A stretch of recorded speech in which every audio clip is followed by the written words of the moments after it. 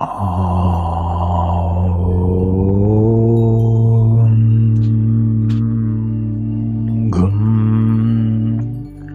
ഗുരുഭ്യോ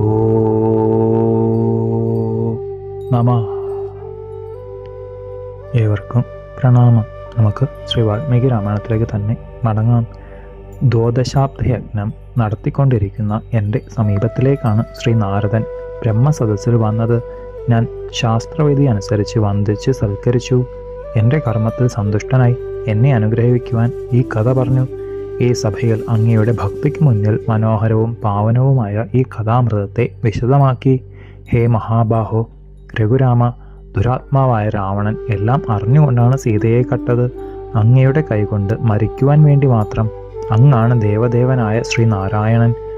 ശംഖ്, ചക്രം, ഗദ, ശാർഘം, പത്മം തുടങ്ങിയവ ധരിച്ചവൻ, വാനോരെല്ലാം പ്രണമിക്കുന്നവൻ, ശ്രീവത്സം എന്ന അടയാളത്തോടു കൂടിയവൻ, സകല ദേവാഭിപൂജിതനായ ഋഷീകേശൻ, ഭക്തന്മാർക്ക് അഭയമേകുന്നവൻ, മഹായോഗീശ്വരേശ്വരനായ ശ്രീ പത്മനാഭൻ, വരങ്ങളാൽ അദൃശ്യനായ രാവണനെ നിഗ്രഹിക്കുവാൻ മനുഷ്യനായി അവതരിച്ച ഭവാൻ വിഷ്ണുവാണ് ഞാൻ എന്ന് തന്നെത്താൻ അറിയുന്നില്ലേ?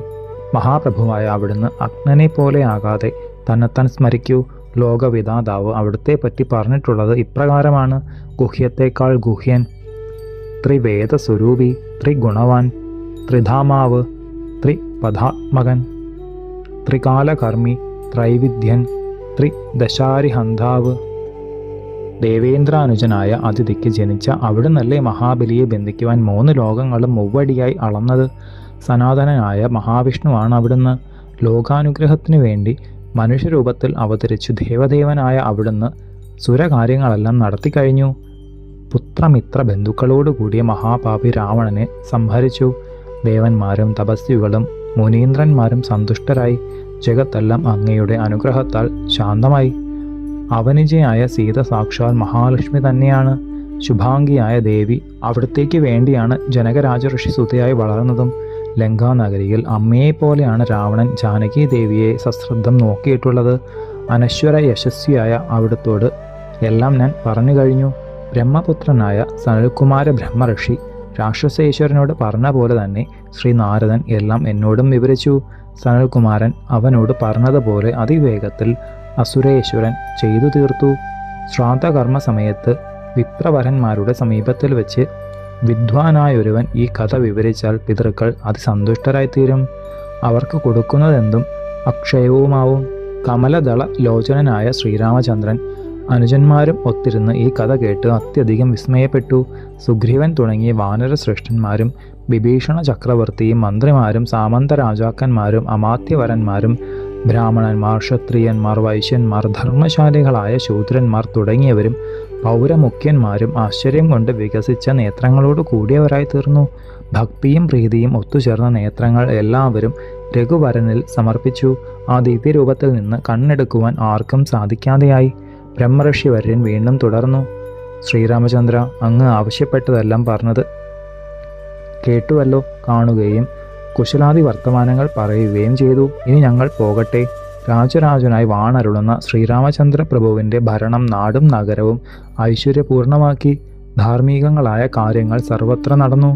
ദിവസങ്ങൾ പലത് കഴിഞ്ഞ് ഒരു ദിവസം മന്നോർ മന്നവൻ വിദേഹ മഹാരാജാവായ രാജഋഷി ജനകനോട്: പ്രഭോ, അവിടുന്നാണ് ഞങ്ങൾക്ക് ഉറ്റ ആശ്രയം.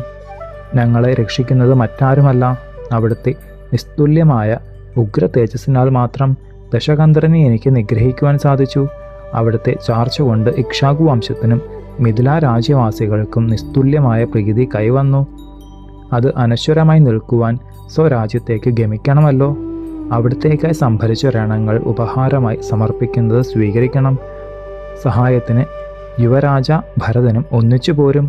സംതൃപ്തനായ ജനക മഹാരാജ ഋഷി അങ്ങനെ തന്നെയെന്ന് അനുവദിച്ച് തുടർന്നു: രാമ, നിന്റെ ദർശനം കൊണ്ട് തന്നെ ഞാൻ സന്തുഷ്ടനാണ്. എനിക്ക് കാഴ്ചയായി തരുന്നവയെ മുഴുവൻ ഞാൻ പുത്രിമാർക്ക് കൊടുക്കുന്നു. രത്നാദികളെല്ലാം അവർക്ക് നൽകിയാൽ മതി. ആനന്ദാശ്രുക്കളോടെ കാകുസ്ഥനോട് യാത്ര പറഞ്ഞ് മിഥിലാധിപൻ എഴുന്നള്ളി. ജനകരാജ ഋഷിയെ യാത്രയാക്കിയ ശേഷം അമ്മാമനായ കേകയ രാജാവിൻ്റെ അടുത്തേക്കാണ് രഘുനായകൻ ചെന്നത്. സവിനയം തൊഴുതുകൊണ്ട് മഹാപ്രഭു അരുളി ചെയ്തു: ഈ രാജ്യവും ഞാനും ഭരതനും ലക്ഷ്മണനും അങ്ങേക്ക് എന്നും അധീനരാണ്. ഞങ്ങൾക്ക് അവലംബമായിട്ടുള്ളത് അവിടുന്നും. എന്നാൽ പുത്രനെ കാണാതെ ദുഃഖിക്കുന്നവനും വയോവൃദ്ധനുമായ വലിയ തമ്പുരാനെ സന്തുഷ്ടനാക്കുവാൻ ഇന്നു തന്നെ കേകയത്തിലേക്ക് യാത്ര തുടരണം. വളരെ ധനവും രത്നങ്ങളും കാഴ്ചയായി സമർപ്പിക്കുന്നത് സ്വീകരിക്കണം. അനുജൻ ലക്ഷ്മണൻ സഹായത്തിന് ഒന്നിച്ചു പോരുകയും ചെയ്യും. അങ്ങനെ തന്നെയാകാം എന്ന് കേകയാധിപൻ യുധാജിത്ത് സമ്മതിച്ച് യാത്രയ്ക്കൊരുങ്ങി വീണ്ടും പറഞ്ഞു. യുധാജിത്ത് രാജരാജനെ വലം വെച്ച് തുണയായ ലക്ഷ്മണനോടും ഒന്നിച്ച് വൃത്രാസുരനെ നിഗ്രഹിച്ച ദേവേന്ദ്രനോടൊത്ത വിഷ്ണുവിനെ പോലെ യാത്രയായി. തുടർന്ന് ദാശരഥി സമീപിച്ചത് ഒരിടത്തും ഭയമില്ലാത്തവനും കാശി രാജ്യാധിപനും പ്രദർധനൻ എന്ന് പേരാർന്നവനുമായ സുഹൃത്സത്തമനെയാണ്. അതുല്യ സുഹൃത്തെ, ശ്രീരാമൻ കാശീശ്വരനോട് അരുളി ചെയ്തു. ആത്മാർത്ഥമായ പ്രീതി അങ്ങ് കാണിച്ചു. ദൃഢമായ മൈത്രി ബന്ധം എന്താണെന്ന് വ്യക്തമാക്കി. ഭരതനെ സർവ്വദാ സഹായിച്ചുകൊണ്ട് വേണ്ടപ്പെട്ട ഒരുക്കങ്ങളെല്ലാം അങ്ങ് ചെയ്തുവല്ലോ. ഇനി വാരണാസിയിലേക്ക് പോയാലും മനോഹരവും തോരണങ്ങളാൽ അലങ്കൃതവും കിടങ്ങുകളും മതിലുകളുമൊത്ത് ദുർഗവും അങ്ങയാൽ പരിരക്ഷ ചെയ്യുന്നതുമായ കാശി നഗരത്തിൽ എത്തണം. രഘുനാഥൻ സിംഹാസനത്തിൽ നിന്നെഴുന്നേറ്റു. ആത്മസഖാവിനെ മാറോണണച്ച് ആലിംഗനം ചെയ്തു. കൗസല്യാനന്ദവർദ്ധകനായ ആ ധർമ്മസ്വരൂപി കാശീശന് വിടയേകി. പ്രദർധന മന്നവൻ അതിസന്തുഷ്ടനായി സ്വപുരിയിൽ എത്തി. ശേഷം ചരിതം നമുക്ക് അടുത്ത ഭാഗത്തിലൂടെ കാണാം. ഗുരുപാദങ്ങളിൽ സാഷ്ടാംഗ പ്രണാമത്തോടെ നമസ്കാരം.